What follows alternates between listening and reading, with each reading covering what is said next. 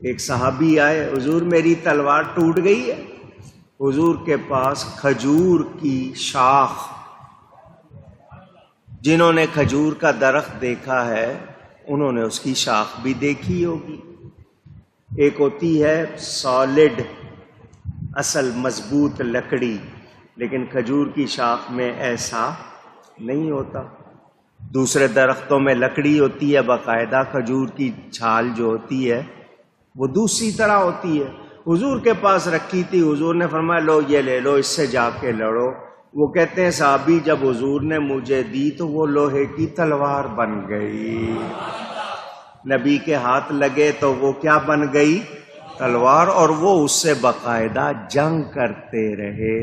اللہ والوں کے ہاتھ لگ جائیں تو بڑا اثر ہوتا ہے، وہ مبارک ہوتے ہیں، ان کے ہاتھوں میں برکت ہوتی ہے، وہ چھو لیں تو برکت آ جاتی ہے۔